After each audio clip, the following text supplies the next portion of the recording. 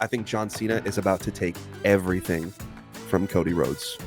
Do you have any hopes or aspirations moving forward, or are you just happy just putting these videos out now? I'm really one foot in front of the other, but I want to work for WWE. I would love to.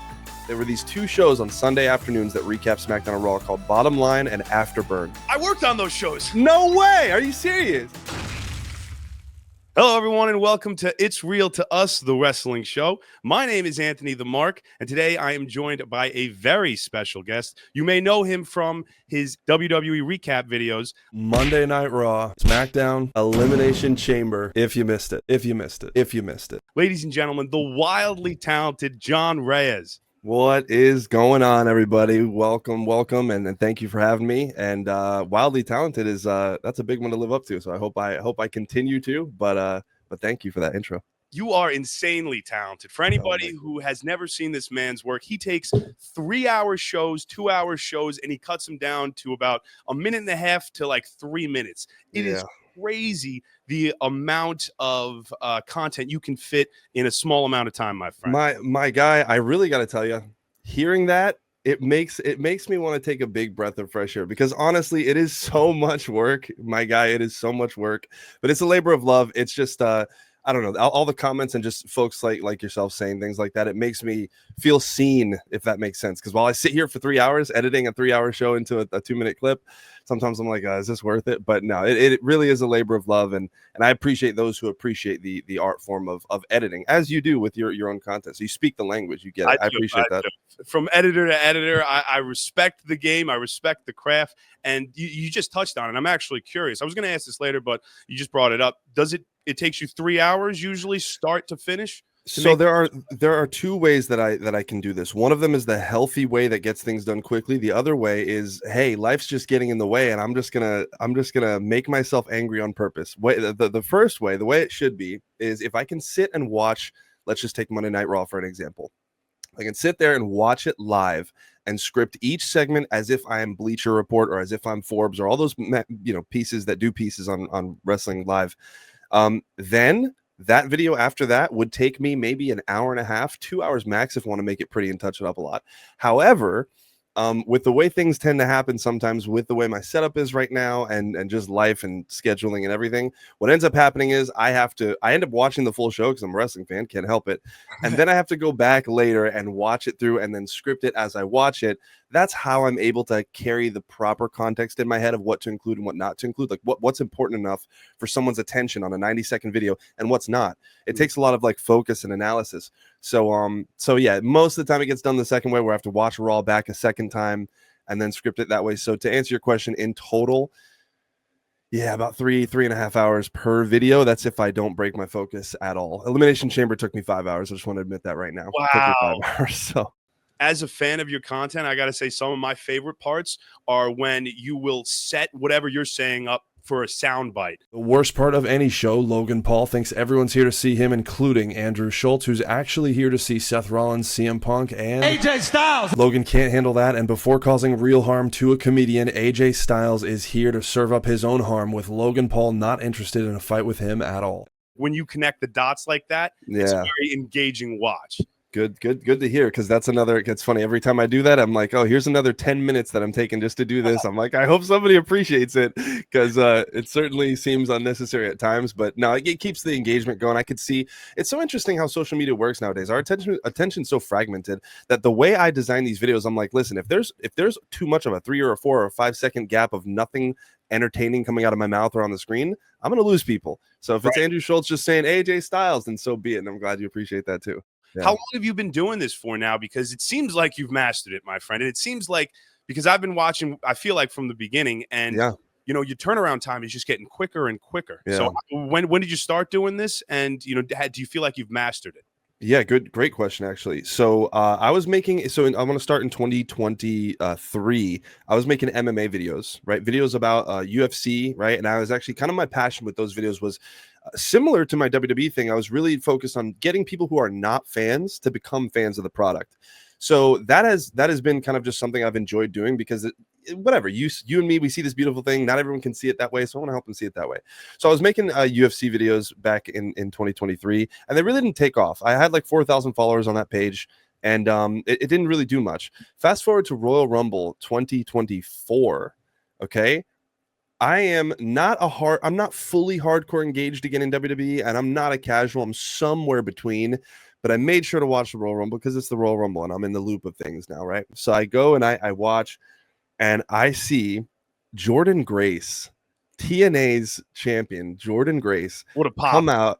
What a moment. Now I compared it to Mickey James, who had the Knockouts title a couple of years before that, but Mickey James was an original homegrown WWE talent, so that made a little bit more sense for her to be in the Royal Rumble.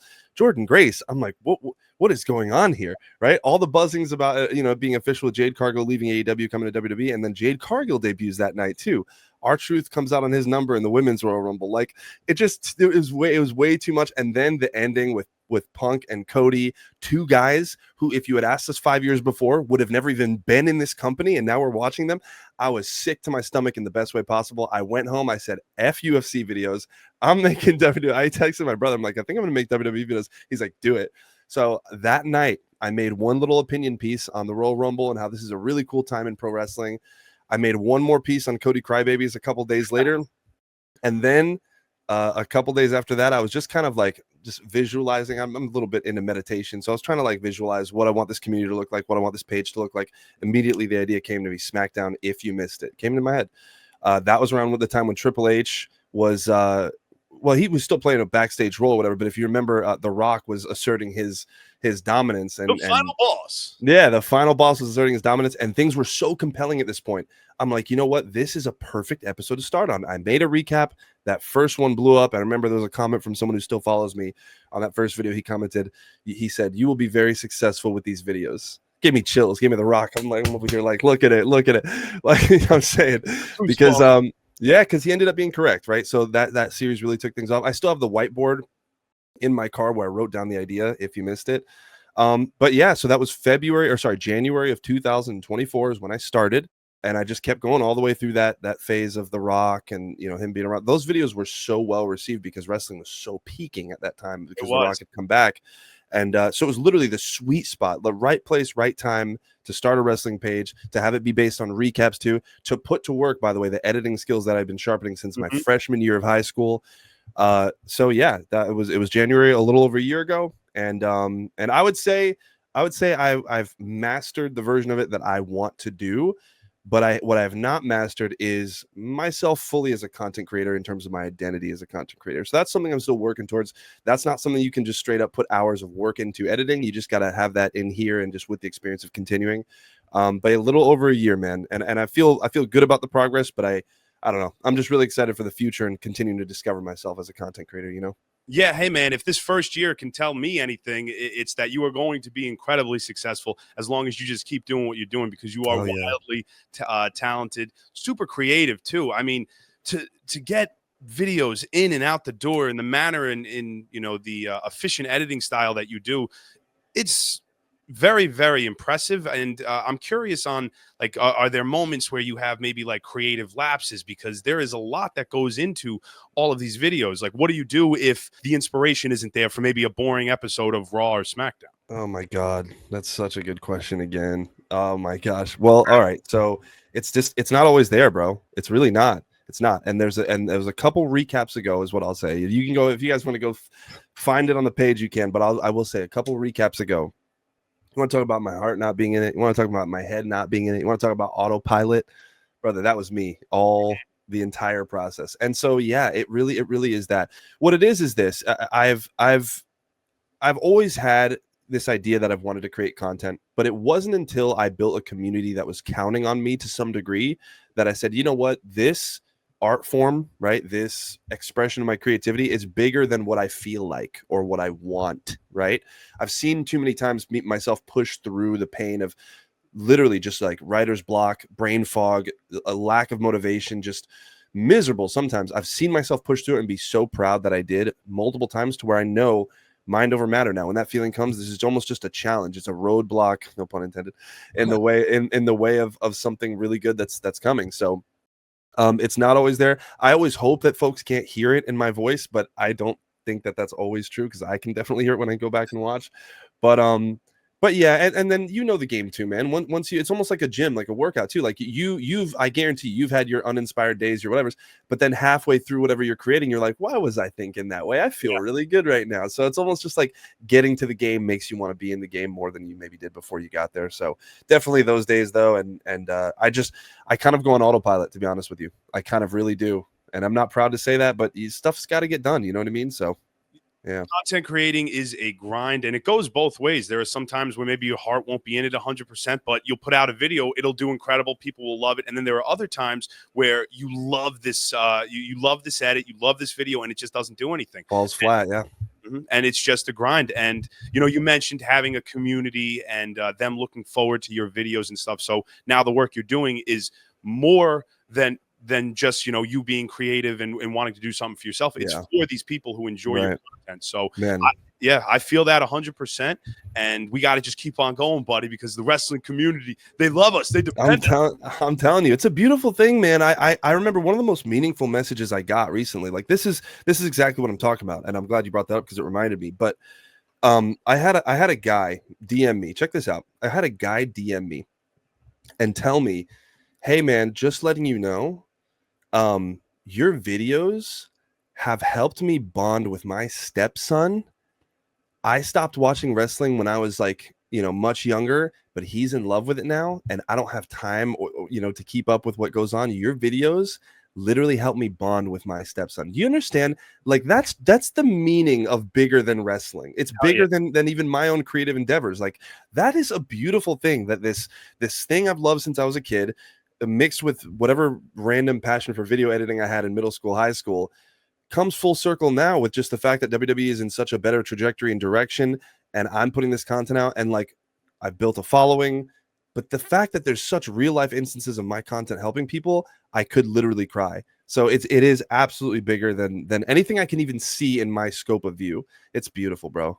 I love to hear that, especially because within the internet wrestling community, there is a lot of negativity. There's a lot of toxic wrestling fans, and we try to preach positivity. So hearing that story is amazing. And I'm sure along with just that one example, you have a whole bunch of wrestling fans who have gotten back into wrestling because of your videos. I guarantee you that's happened. It is. I can't even believe it. And what's funny is over the past year, I've screenshotted like all of them. So I have like, but I can't even, I'm almost like, are y'all exaggerating? Like, there's just no way that this is really like helping people that much get back into it. But then I realize it is. People stare at their phones. A minute, 30 seconds is nothing for a 3-hour show. And like, what's funny is I even have people that have left hate comments on wrestling. I've had people that have left hate comments saying like, oh, wrestling is lame. Wrestling is this. They follow the page. And then I get a message later saying, hey, man, I thought wrestling was whack and stuff, but you helped me get back into it. So it's so cool, man. It's so cool. And I'm really, really thankful for that. I can't believe it, though. People that have left their fandom and have come back. But what did I say at the beginning? That was my motivation for wanting to do this in the first place, because I loved wrestling, fell out of love with it a little bit for certain years of time because of Vince. And then got heavily back into it, and just that passion to get people to see this beautiful thing the way you and I see this beautiful thing is what keeps me going, bro. So yeah, that's awesome, man. Dude, that's incredible. Keep up bringing the positive vibes. Keep bringing the videos. We love it. I want to talk about you as a wrestling fan a little bit now. The last question before we get into that, just more from the creative side again. Yeah. You said you've been doing this for a year now. Do you have any hopes or aspirations moving forward, or are you just happy just putting these videos out now and, informing the people, if you will? Yeah, well, that's another really good question. I'm a big 1 foot in front of the other type guy. I really am. So your vision and ideas and concepts for the future, and I think that those are important. I think without a vision, you get a lot of fog. You don't know where you're going exactly. But I'm big on 1 foot in front of the other. If I had to answer that question honestly, I would say this. The niche I've carved out for myself right now, recapping the weekly shows of WWE, I enjoy it quite thoroughly, but I'd be lying to you if I told you I wouldn't want to work directly with the company at some point. There's something really, really cool about every inch of what they do, from a production standpoint to a fan interaction standpoint to the actual wrestling in the ring. And it's funny because the wrestling becomes secondary. I'm enamored by the production of WWE, and to be a small part of it in the form of recapping shows in whatever witty way I could, I think would be something really cool. On the other hand, I've been thinking about maybe hitting up one of the local wrestling schools that are very close to my house. Devon is literally 5 minutes away from my house, his academy, but there's a couple more too. I was at the gym a few weeks ago, and somebody who runs one of them came up and gave me his card. So there's a little bit of motion in that area too. So I don't know. I don't have too specific of an answer to your question, but I would be lying if I pretended like I wouldn't love to absolutely work alongside the closest of the actual producing of content within the brand, as close as I possibly can. So as of right now, content is my number one thing. Wanting to continue, monetizing, make it my full-time focus. That's another big thing. Not having to split my focus between this and other things.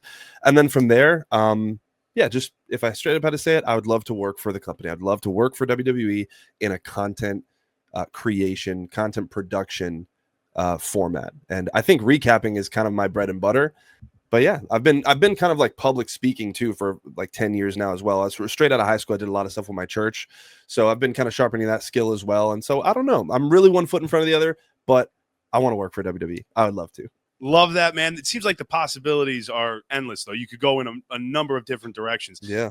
It's funny because with your answer, there's a couple of things that I want to talk about. First one I'm just going to say is at 50,000 YouTube subscribers, myself and Dashing Diggity Dog, plan to train with, as wrestlers. Maybe. Oh, if you're interested, maybe we'll come on down to your neck of the woods. We'll go to Devon's. Oh my God.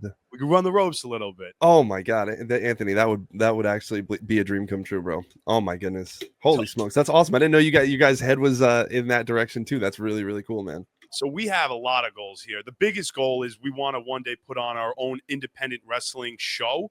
And that's why we're trying to, start doing interviews where we can make professional relationships with content creators, wrestlers, and build an audience who would be interested in seeing that. But let me get a little bit more of an understanding of you as a wrestling fan. So I feel like I know, you as a creator now. Now, in terms of a fan, right now, I want to know where your head is at when it comes to Cody Rhodes and John Cena. Arguably the biggest WrestleMania match ever. Who do you think is winning? Do you have a prediction at this moment? I do have a prediction at this moment. And I just want to start by saying, John, I'm broken. I'm disappointed. I'm lost. I'm confused. I'm all these things.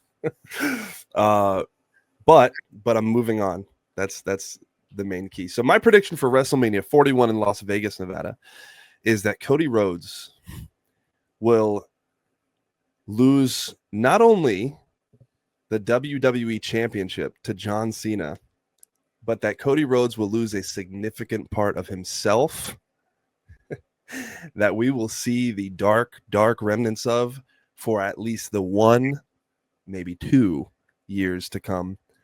I think the sun is setting on our sweet, beloved, beautiful blonde hair, baby face, shake hands, kiss baby, American Nightmare hero. And I think the signs have been showing constantly throughout, like on a beautifully gradual slope. I think we're all the complainers like to call him boring. I think we're all the people who say Cody's this, Cody. I think the remedy to that, because on the surface I can see it. Absolutely, I can see it on the surface, right? The remedy to that is to pay very deep and close attention to the nuance of his everything, facial expression, character work, interview tone, everything. And if you watch it over the course of the last 12 months, oh boy, are we taking a dark spin slowly but surely. I think John Cena is about to take everything from Cody Rhodes. So this is the moment that Cody starts his downward spiral, maybe even to becoming Homelander Cody. I think that's a tremendous prediction. I would love to see it. Think about the stories we could have. At leaving WrestleMania, you have a champion John Cena going up against all of his former rivals who are now baby faces. Randy Orton. Bro, isn't it beautiful? Flip that script, and now he's 17-time big guy, Hollywood, whatever. Cody's lost his mind, and line him up, baby. You got Randy, you got Punk. Come on, so good, bro. And then simultaneously, you can tell the story of Cody's downward spiral into darkness, becoming Homelander. That would be awesome, man. So yeah. I'm with you. I think that's a great prediction. Let's talk a little bit more about Cena. So you mentioned how you were a fan early, kind of, fell out of love and then back into love with WWE. Was John Cena one of the main wrestlers you enjoyed watching growing up? Yeah, that's actually an understatement heavily. I would say John Cena, I don't even know if I give him enough credit for being the reason I was as big a wrestling fan I was. Uh, if you remember, now this is some real OG stuff, you guys. So if you're not a real OG, you can remember what I'm talking about. There were these two shows on Sunday afternoons that recap SmackDown and Raw called Bottom Line and Afterburn. I worked on those shows. No way! Are you serious? I swear, I worked on Bottom Line, Afterburn, every single. So those are. So I worked in the international department, and they specialized. Scott Stanford, right? He was the main host of them. Yeah, for a season, yeah. Yeah, Scott Stanford, Elise Wick. He had all the Charlie Caruso, tons and tons of different. This is so awesome. No, I've never met anybody who has ever known Bottom Line. That's incredible. Okay. So here you go. This is how I got into pro wrestling, right? So my grandfather, God rest his soul, he's been gone for about a year and a half now. My grandfather, he saw that one of those recap shows were on one of those Sunday afternoons where we were all chilling here at Grandma and Grandpa's house, and he kicked it on. And I can't remember who was in the segment. I just remember it was a restaurant and someone was getting beat up. And this is a Bottom Line. This is a Raw recap. So I remember watching that thing. Oh my God, this is amazing. Come to find out, there's Afterburn as well, which comes on after, which recaps another show called SmackDown. I'm like, whoa, there's multiple shows with different characters. When are these shows on? Oh, Thursday night on UPN here in Orlando, channel 65. Okay, I'll watch this. So this is 2001, maybe late 1 or 2002. I'm a jit at this time. I'm a little kid, whatever. This guy named John Cena comes along. I swear to God, we watched his debut. Me and my two brothers didn't know who the heck is this guy, but we were there. We kept watching because we loved Kurt Angle and the rest of the crew, to where he evolved, and eventually he's beefing with the Undertaker, pissing on his grave. Eventually he's beefing with Brock Lesnar, renaming his finisher from whatever it was back then, the switch kill or whatever, to the FU as a play on the F5, right? Like, so this, I'm like, this is crazy. This is beautiful. So to answer your question, John Cena, absolutely. I don't give him enough credit for being a part of the reason I got into this thing to begin with. The fall off for me was around the same age when a lot of young guys just kind of figure out, oh, it's scripted. And so that was like a different thing. I didn't understand the business. I thought it was real. I thought well, it's real to us, but I thought it was I thought it was, a different thing. Once I found out it wasn't, you hit that age 13, 14, stuff fell a little bit out with it. And then we got hooked right back up when Once in a Lifetime, a little before that, Rise Above Hate, John Cena, Kane coming back, and Zack Ryder that season. Oh, so, yeah. So that's kind of my general timeline. But, bro, Afterburn and Bottom Line, I've never met someone who knew about what those were. Dude, so the shows are predominantly made for international audiences, but they do air domestically. Wow. So I've never met anybody who's, oh, yeah, I work on a show called Bottom Line, Afterburn. For 3 years, I would write scripts for that show. I would edit segments for that. Oh my God, that's what you were talking about when you said, wow, bro. That is such a full circle moment for me right now. Legitimately never met anybody in my life who's ever heard of the show. So thank you very much. This interview is so goated, brother. Holy smokes, awesome, man. Wow. That is incredible. It just, in case you're curious too, like the workaround for that show, this is how it would go. So Monday Night Raw would end. You would have your segments already written. You're writing the show during the show, which wow, I don't have to tell you is, kind of how you do your thing. And it's not easy. It's not easy. It's not. You could be up to like, 12, 1, in the morning, thinking of ideas, stupid puns, because there's a lot of talent work at WWE. So you got to be just as funny as the rest of them. Yeah. The next day you go in, you get your script approved by, whoever is approving scripts. You shoot on cameras that day at like noon. Then you edit all day, and you send it out that night or early the next morning. I didn't know that's what you meant by when you said you worked for them, bro. So you were grinding on stuff.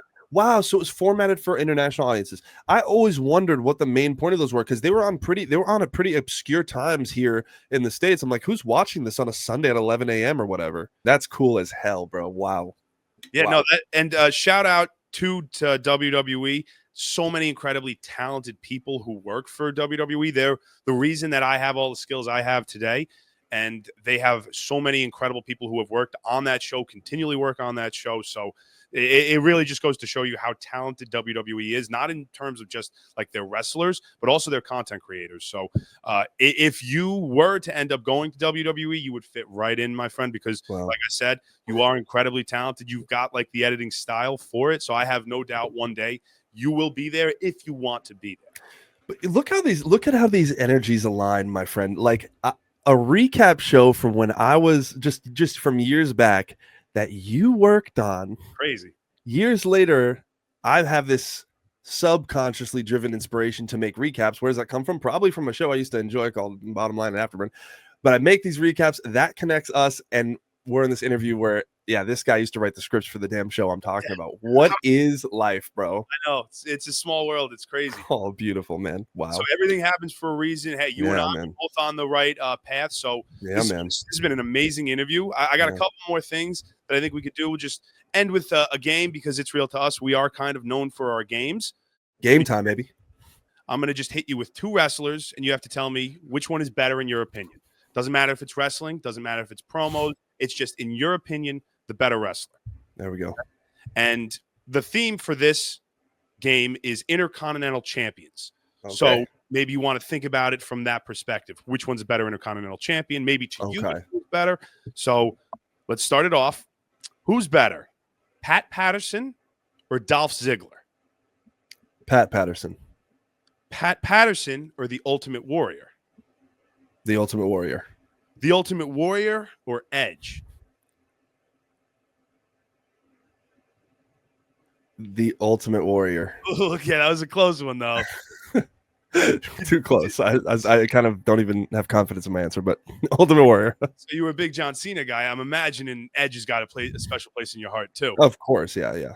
The Ultimate Warrior or the Honky Tonk Man? Ultimate Warrior. Ultimate Warrior or the Miz?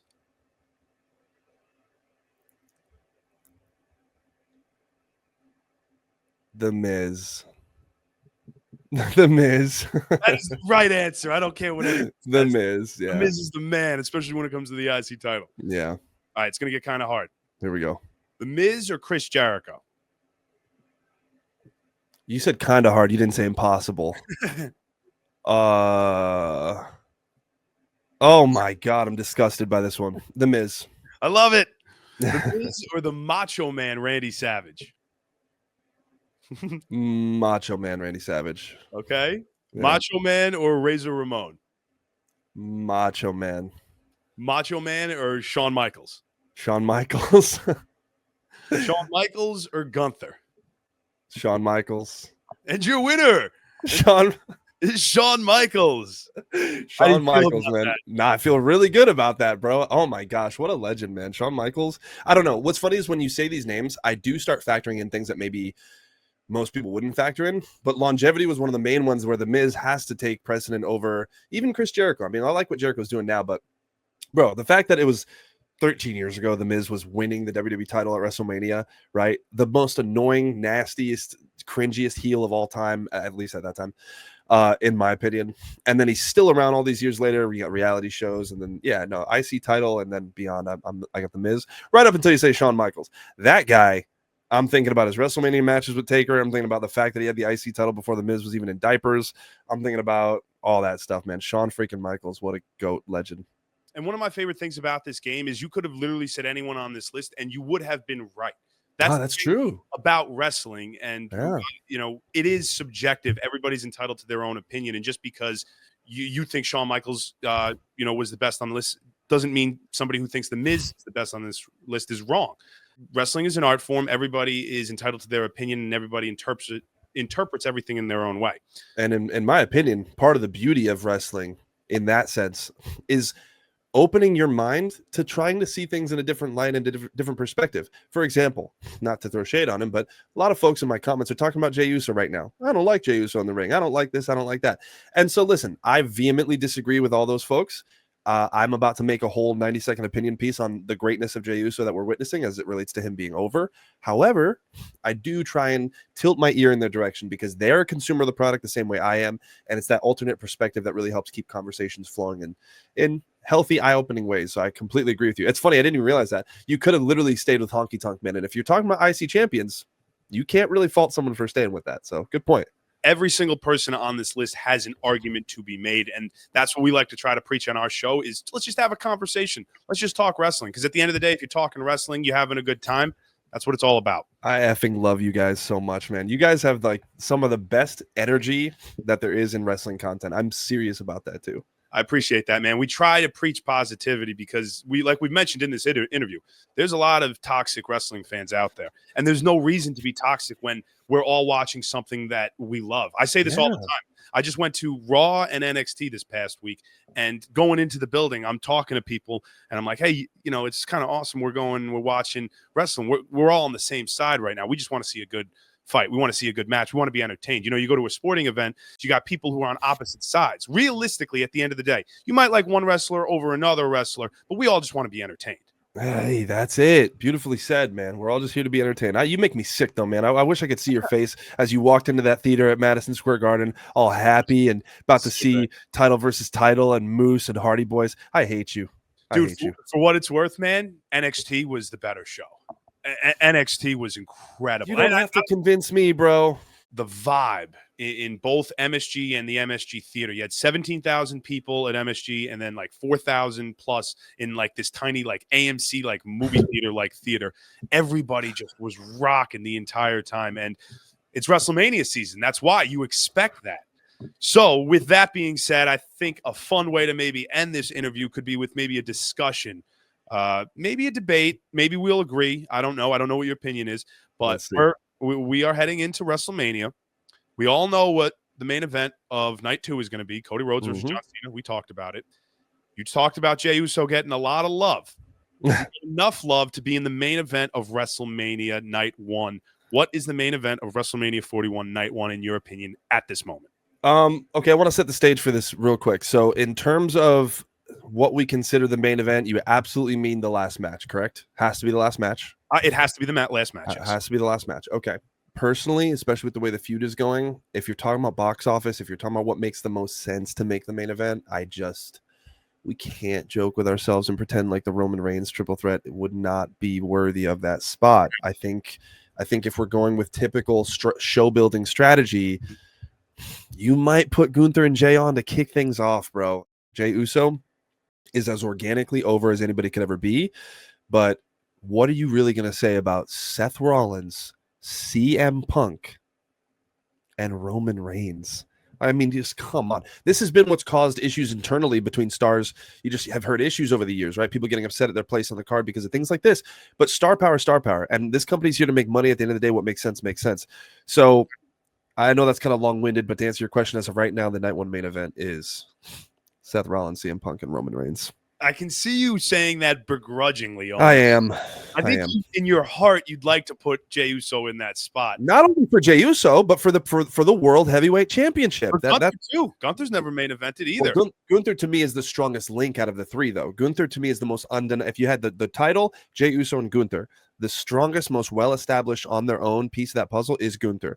So F my life. I want to say every cuss word in the book. I don't know. I feel weird about it. But I also am just excited to see what happens in general. But yeah, I as of right now, I don't know. What do you think? Help me out here. So I see it going both ways, and I know that doesn't really help, but you have probably two of the top 3 stories going into WrestleMania right now. Number 1 for me is how is CM Punk going to get the main event of WrestleMania? Because let's face it, I don't know if you'll ever get this hot of a CM Punk in the right place at the right time again.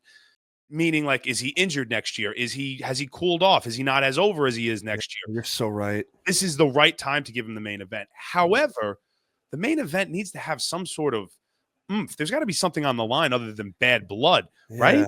Doesn't it I agree. Have an empty triple threat headline, one of the biggest shows of the year? I really agree. I could get behind the triple threat, but I think we're going to need to add some sort of caveat in there.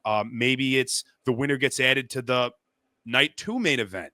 I don't know if that kind of derails the John Cena, Cody Rhodes story, because I don't feel like John or Cody need anybody else in that match right now. Yeah. I feel like it's good just the 2 of them, but we need something if the triple threat is going to headline the show. So if there's something that is added into like the stakes for the triple threat, I'm okay with that being the main event.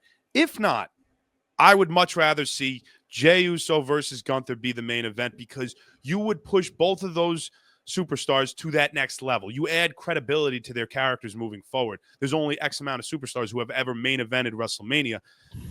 Main event Jey Uso it's in his name, so it feels like one of those things that kind of has to happen. Although I guess you could make the argument he's already main evented WrestleMania as a tag team wrestler when he and his brother fought Kevin Owens and Sami Zayn. But breaking away and being that singles character, main event Jey Uso, I think it would do a lot for him, and I also think it would do a lot for Gunther.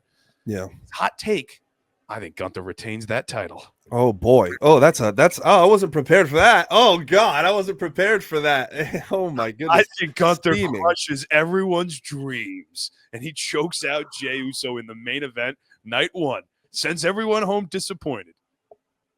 Oh my God, bro. Holy crap, if that happens. And then night 2, John Cena wins the title and everybody's upset. You're designing misery. You're designing a sicko mode WrestleMania right now, bro. Wow. But it's possible, bro. It really is. They had no problem sending us home 2 years ago, seeing Cody lose to Roman. They had no problem with it. And we did, but then we didn't because of a long-term game, right? What does next year look like for Jey Uso, right? Generally not a high-risk wrestler, generally not injured. You could pretty darn well bet that he's going to be hot another time, especially if you give it another year. Are we finishing Jey Uso's story next year? Right, the main event story, exact main event Jey Uso story. Whoa, bro, you've given me some stuff to think about here, but that main event spot is certainly the most interesting topic of the entire show as of now.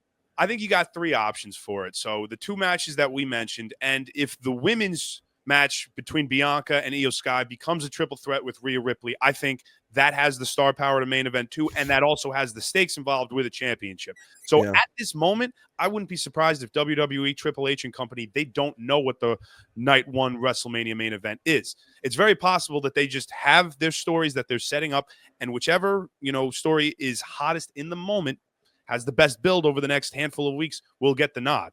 And that's the other thing I wanted to touch on is this Jey Uso and Gunther build.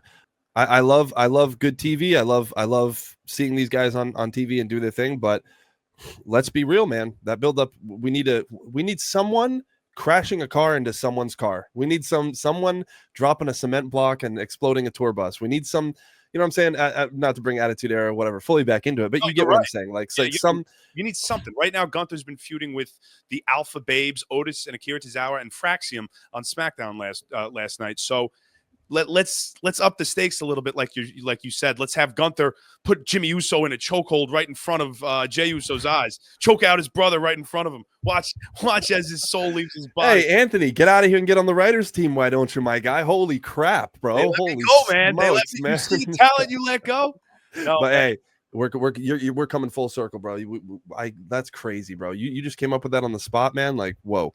I like what you said, bro. I think you're right, and I think if they don't have their main event set for night 1, then I think they're doing it right. I think they're waiting to see, because you never know, man. What if Jay pops off with a promo that goes viral and just whatever? But this is the beauty of pro wrestling. We do not know what could pan out over the next couple of weeks. So I'm right there with you, man. I want to see them take the main event spot, but they have competition with this Roman match. But regardless of whatever the main event is, we know people are either going to love it or they're going to hate it. So in the comments below, let us know what you want the WrestleMania Night 1 main event to be. John, do me a favor. Where can everybody follow you at? Give us your handles. At Jon Reyes Wrestling, all one word. That's on Instagram. And then Instagram's the best place to get the rest of my links for YouTube, TikTok, and all the rest of it, Discord and all that. We are at It's Real to Us pretty much everywhere. John, thank you so much for joining the show. It was an absolute pleasure. My pleasure. We have to get you back on one day. 100%, man. The vibes are way too good. Vibes are way too good. Oh, you know what? Actually, I got one more question, too. Yeah. So the goal of It's Real to Us is to one day start an independent wrestling show. If that comes full circle and we do that show, can we have you make one of your legendary videos for our event? Of course, brother. What? I'd be chomping at the bit to get it done, man. For real. That'd be exciting, man. Absolutely. Let's go. You heard it here first, y'all. Whoa. Hell yeah, John. Thank you so much for being on. We appreciate you. Thank you.